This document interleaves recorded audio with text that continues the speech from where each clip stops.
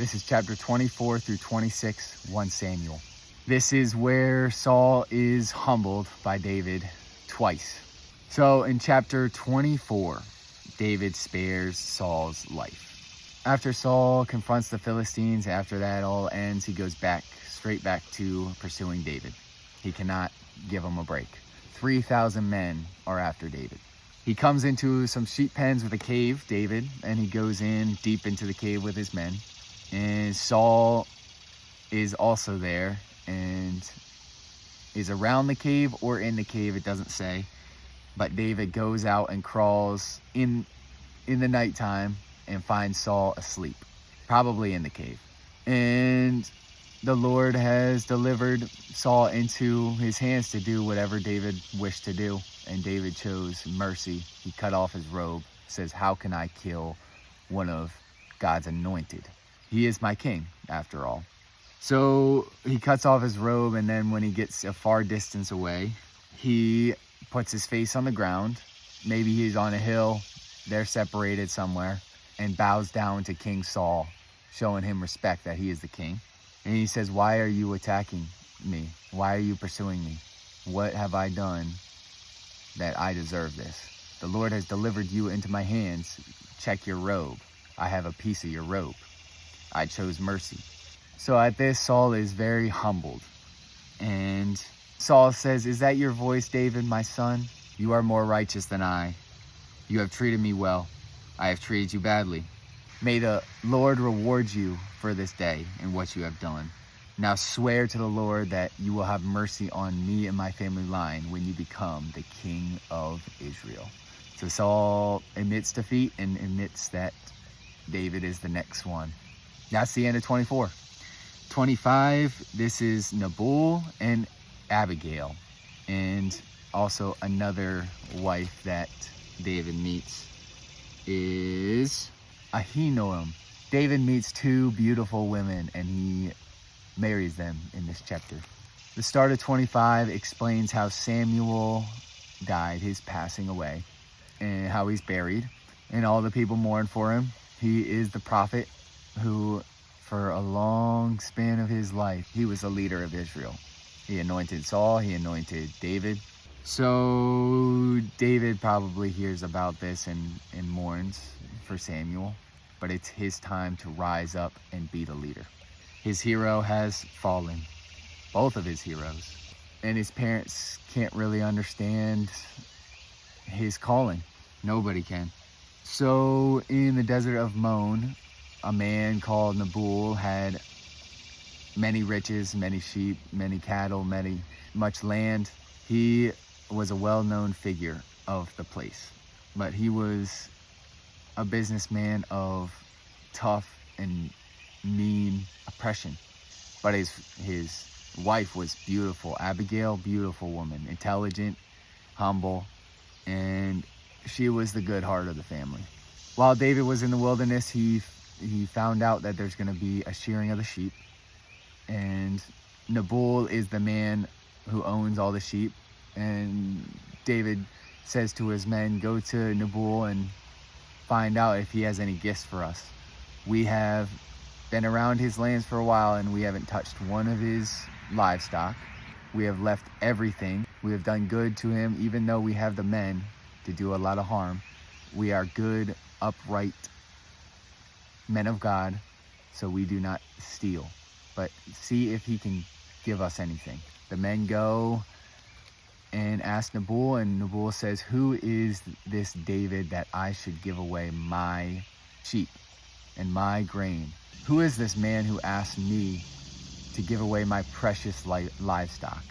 And David's men go back to David, and David is furious.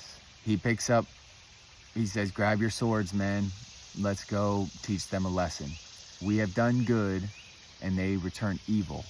We are in need, and they have plenty. It's time to show them a lesson." During this time, Abigail, the wife of Nabal, a servant comes up to her and says, "Hey, your husband just turned away David, who is a righteous man, and his men who haven't stolen anything. They are in need of gifts, and your husband just turned them down. it's probably not going to be too good. And Abigail, quickly, she gets a bunch of gifts together. She gets 200 loaves of bread, 2 skins of wine, 5 dressed sheep, some grain, some raisin cakes, 200 fig cakes. She gets the whole shabam. She gets a whole buffet, puts it on the donkeys, and it heads out to David and his men. Abigail, when she sees David and the men, she bows down on the ground and says, "Have mercy. I am here humbly to give you gifts. This is what you've asked for. Here's some sheep, some bread. I am the wife of Nabal. Don't let your hand avenge what my husband has done. He is a fool." That's what his name means. Nabal means fool. Don't, even though you have every right to, please have mercy. And she starts to tell David about everything that he's done with the Lord. You are the Lord's weapon. You killed Goliath. You kill Philistines. You are a man of God, a righteous man. You are a hero, she basically is saying. David says, "Praise be to the Lord God Almighty for sending you to me, so I do not have to go slaughter the men. Go, and there will be peace. Thank you for the gifts." So she goes back to Nabal, and Nabal is in high spirits. He's drunk. They're having a banquet, so she doesn't tell him anything that's going on. Next morning, he is struck with a cold, and then he dies. The Lord strikes him dead. So Abigail is now without a husband, without a protector. David hears about this and sends his messengers to Abigail and says, "Come be my wife." And Abigail runs over to David as quickly as she can. She has eyes for him. And they become husband and wife. He has another wife because Michal, the daughter of Saul, was given over to another man when he left, his first wife. So he gets 2 more wives. That's the end of 25. Chapter 26, David once again spares Saul's life. So the Zephonites, they went to Saul in Gibeah, and they told him where he's hiding out, in the specific hills where he is. 3,000 of the Israel troops, they go out to search for David once again, and Saul made a camp. David sees him coming with his scouts that he sends out, and he knows his camp. He knows all the information. Abijah goes out with him and Abijah. They are out on the night raid to the camp. The Lord puts a deep sleep on Saul and Abner, his commander. Abner's like the security guard of Saul. So David and Abijah go out in the night, and they find Saul sleeping right by his spear sticking on the ground. And Abijah says, "Today the Lord has given them into our hands. Let's go kill them."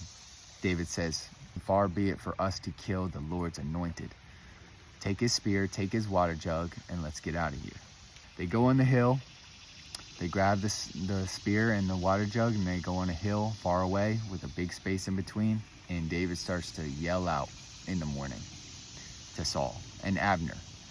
First to Abner, his security guard. He says, "Aren't you going to answer me, Abner? Who are you that calls to the king?" Abner says. And David replies, "You're a man, aren't you? Why didn't you guard your lord the king? Someone came and could have destroyed the Lord last night. What you have done is not good. As surely as the Lord lives, you and your men must die, because you did not guard your master, the Lord's anointed. Look around. Where is the king's spear and water jug that was near his head?" So David basically reprimands Abner and says, "You failed your mission, the one mission to protect the king, the anointed." And when he's screaming out to Abner, giving him the business, Saul comes in and says, "David, my son, is that you?" David once again says, "Yes, my lord. It is your son David. I come in peace, and why are you trying to kill me again? Why are you pursuing me?" Saul says, "I have sinned. Come back, David, my son. Because you considered my life precious today, I will not try to harm you again. Surely I have acted like a fool and have been terribly wrong. Humbled Saul. David says, let one of your men come over here to grab your spear. The Lord delivered you into my hands, but I would not lay a hand on you. As surely as I value your life today, so may the Lord value my life and deliver me from all my troubles. Saul says, may you be blessed, David, my son. You will do great things and surely triumph. And David went on his way in peace without Saul pursuing him again. That's the end of 26. 27 is next. Saul's defeat and death.